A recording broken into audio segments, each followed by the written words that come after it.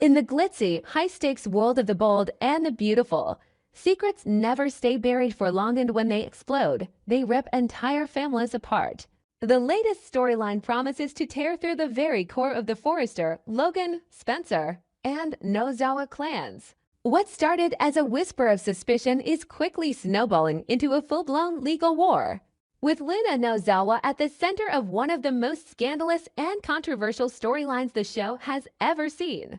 It begins with Will Spencer, a young man burdened by guilt and confusion, finally deciding he can no longer keep the truth buried. His relationship with Electra Forrester is shattered. His memories of the night at El Giardino are no longer foggy, they are starting to clarify, piece by piece. After weeks of internal torment, he begins investigating what truly happened the night of the private party. And what he finds not only disturbs him, it shakes the foundation of his reality.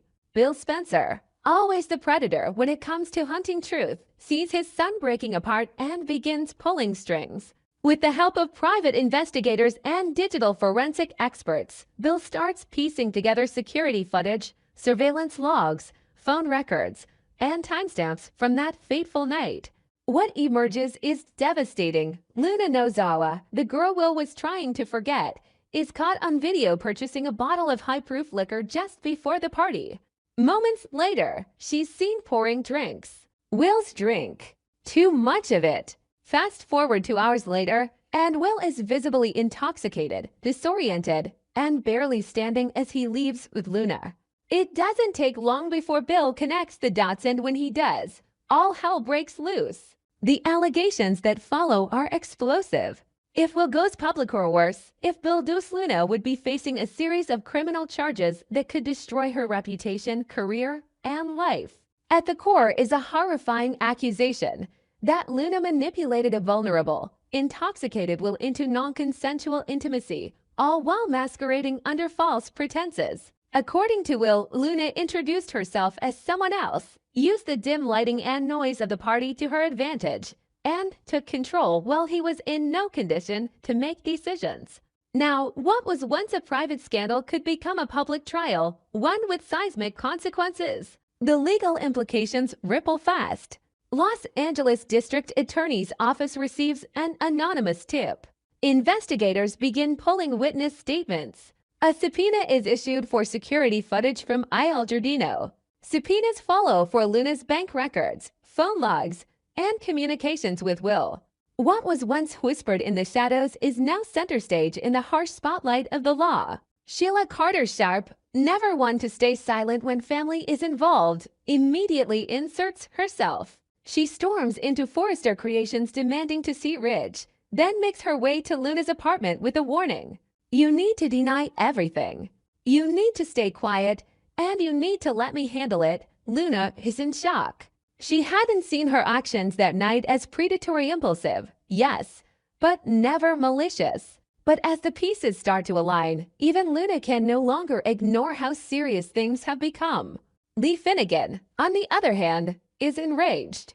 Once the details become public, she refuses to protect Luna any longer. She needs to answer for what she did, Lee tells Ridge and Steffi during an emergency boardroom meeting.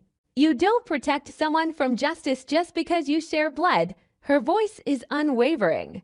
What happened to Will was not an accident. He was drugged. He was violated. And if she can do that to him, who else is she capable of hurting? Sheila explodes. The next time she and Lee are in the same room, it's nuclear.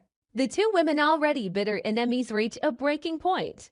You think you're so righteous, Sheila hisses, but you're not about justice. You're about revenge. You want Luna to pay because you've never forgiven me for my past. But this isn't about you, Lee.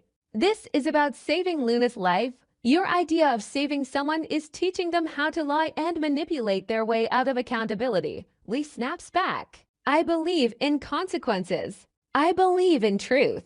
And if that puts Luna in a courtroom, then so be it. The clash is unstoppable.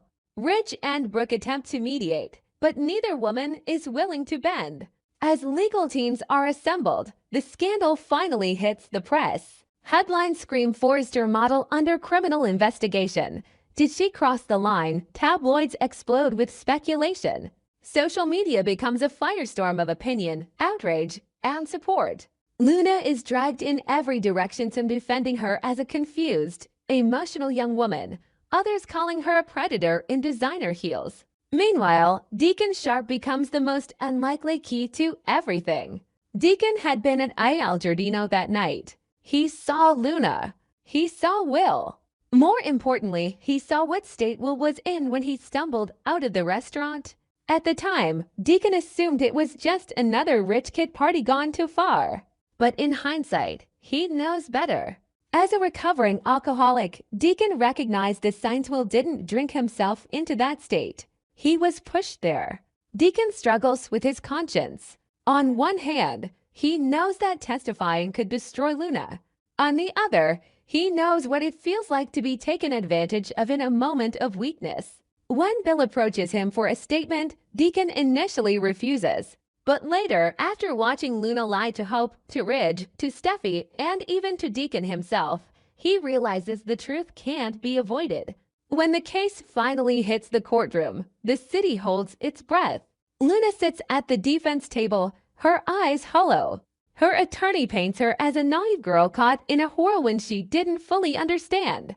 The prosecution presents the facts: security footage, Will's testimony, text messages, the earring left behind at Il Giardino, the receipts for the alcohol, the damning tone of Luna's anonymous texts. And then Deacon takes the stand. He recounts the night in vivid detail. How he watched Will struggle to stand. How Luna was too close. How something felt off. His statement shifts the tone of the trial completely. The defense scrambles to discredit him. But Deacon holds firm. "I know what I saw," he says. "And I know what it means." Will's testimony is equally powerful. He describes feeling like a spectator in his own body. He doesn't cry, doesn't raise his voice. He just tells the truth. "I didn't say yes," he says simply. "And I didn't know who she was." The trial becomes a national headline. Every day brings new speculation. Supporters for Luna protest outside the courthouse. Survivors' advocates stand next to them with signs reading "Consent matters no means no." Families on both sides of the case are torn. Hope Logan distances herself. Brooke refuses to comment. Rich stays silent. Steffi defends Will. Sheila remains in the shadows. In the end, the verdict doesn't just impact Luna and Will. It sends a message to the entire community.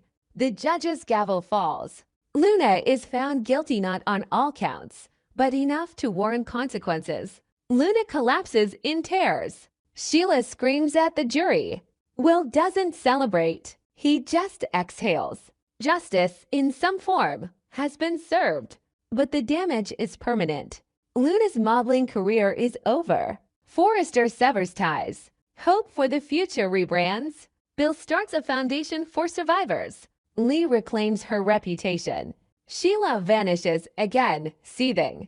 And Deacon. He walks out of the courtroom with his head held high, finally on the right side of something. The fallout ripples across Los Angeles. And as always, in The Bold and the Beautiful, one chapter's end is only the beginning of the next storm.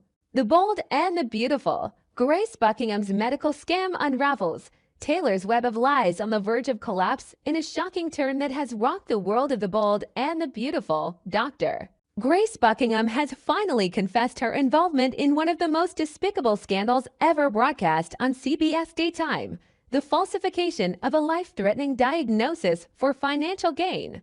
And at the center of it all stands Liam Spencer, the latest in a long line of victims manipulated by those who play God in the name of power and profit.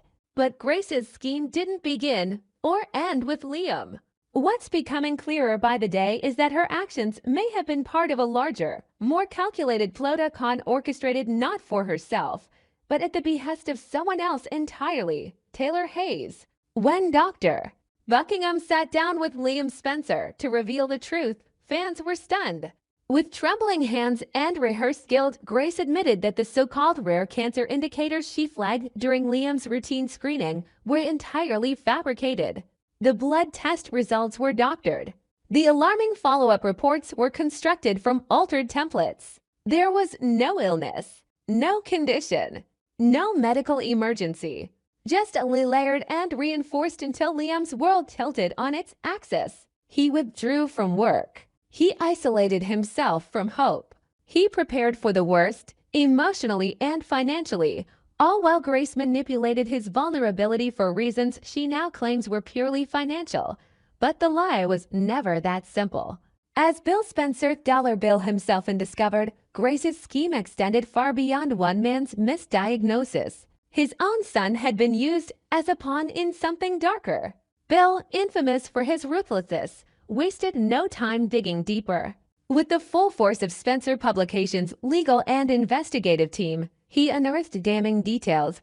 Grace's medical license had already been under review in several states. Multiple malpractice complaints had been quietly settled. But what shook him the most wasn't her past, it was who might have hired her this time.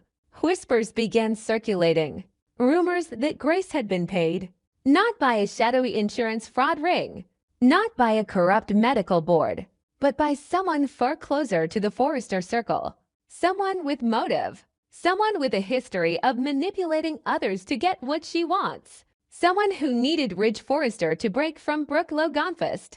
All signs pointed to Taylor Hayes. Taylor, once respected as a psychiatrist and moral compass, had returned to LA, following a self-imposed exile. But her return had been strategically timed, coinciding with Brooke and Ridge's most fragile moments. Their separation, long overdue and emotionally fraught, cracked open just enough space for Taylor to slide in. But when Ridge remained hesitant, still emotionally attached to Brooke, still uncertain about reuniting, Taylor seemed to suddenly collapse. A diagnosis was delivered: broken heart syndrome. An exotic, emotional, potentially fatal condition supposedly brought on by Ridge's rejection. Grace Buckingham was the attending doctor. The woman who had just been exposed for falsifying Liam's medical records was the same woman who diagnosed Taylor with a rare and ambiguous heart condition that conveniently made Ridge feel responsible for her emotional well-being and obligated to stay. Fans were already skeptical.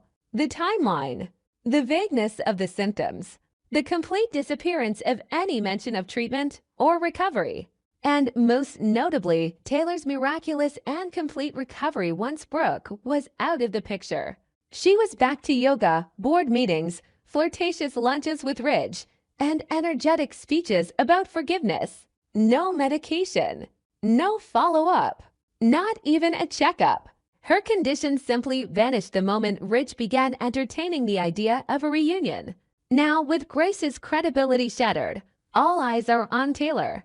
While CBS has yet to officially confirm Taylor's involvement in the scam, everything points toward collusion. Sources close to the production say flashback scenes are in the works, conversations between Taylor and Grace, encrypted payments through third-party clinics, and voice messages where Taylor thanks Grace for being a true friend. If true, this would represent a massive breach not just of medical ethics, but of every line Taylor has ever claimed to stand for. The repercussions will be seismic. Ridge Forrester, a man who's been emotionally pulled in every direction for decades, will once again find himself the fool. If he discovers that Taylor faked a life-threatening condition just to secure his loyalty after decades of defending her moral superiority over Brooke, his trust in her will implode. And if Taylor hoped that Ridge's rekindled affection could survive this deception, she may be catastrophically mistaken. Ridge has forgiven many things, but this could be the end of her. Meanwhile, Brooke Logan has kept surprisingly quiet. Insiders hint that she may have known or suspected the truth for some time, but held her tongue, unwilling to look like the jealous ex. But when the scandal breaks wide open, Brooke's response is likely to be swift and sharp. She's no stranger to battles for Ridge's heart, and this time, she may come out not just vindicated, but victorious. And then there's the law. If Taylor is found to have bribed Grace to falsify a medical diagnosis, she could face criminal charges: fraud, conspiracy, medical malpractice, and potentially even emotional abuse. Legal experts in universe are already weighing in. Grace could cut a deal with the district attorney in exchange for testimony. Taylor's bank records could be subpoenaed. Grace's phone could reveal voice messages, text messages, proof of payment. This isn't just a soap opera plot anymore, it's a courtroom drama waiting to explode. Deacon Sharp may become the unexpected linchpin in the case. His presence at El Giardino the night Grace celebrated her deal with Taylor could provide the timeline prosecutors need. Deacon overheard just enough talk of Ridge, just enough wine-fueled arrogance from Grace, just enough mention of a favor for an old friend, if called to testify. Deacon could become the deciding voice that proves Taylor's involvement beyond reasonable doubt. And if this all leads to a trial, viewers can expect the spectacle of the century. Taylor Hayes, the once-peer psychiatrist, on trial for fraud and manipulation. Grace Buckingham, her co-conspirator, dragged from hospital rooms to the witness stand. Liam Spencer testifying about how he was misled. Bill Spencer demanding justice for his son. Brooke and Ridge caught in the wreckage, trying to make sense of what remains. This storyline will not end cleanly. There are no soft landings here. The fallout will be emotional, professional, and legal. And for Taylor, it may mean losing everything: her career, her children's respect, her last chance at love. So what's next? According to casting leaks and upcoming scripts, Taylor will attempt to gaslight Ridge again, claiming she only lied because of her love for him, that she was desperate, that it wasn't really a lie, just a precaution. But Ridge has been burned too many times. This time, he may finally walk away for good. Brooke, meanwhile, is expected to rally around Liam and support Bill's pursuit of justice. She positioned herself as the protector of family truth, a role she wears well when the moral pendulum swings in her favor. Steffi and Thomas will be divided. Steffi, loyal to her mother, will try to justify the lie. Thomas, surprisingly, may reject it, no longer willing to let his family's legacy be defined by manipulation. And as for Grace Buckingham, her time in LA is almost certainly over. But not before she lights one final match on her way out. Stay tuned, because in the bold and the beautiful lies always unravel, and the price of deceit is never cheap.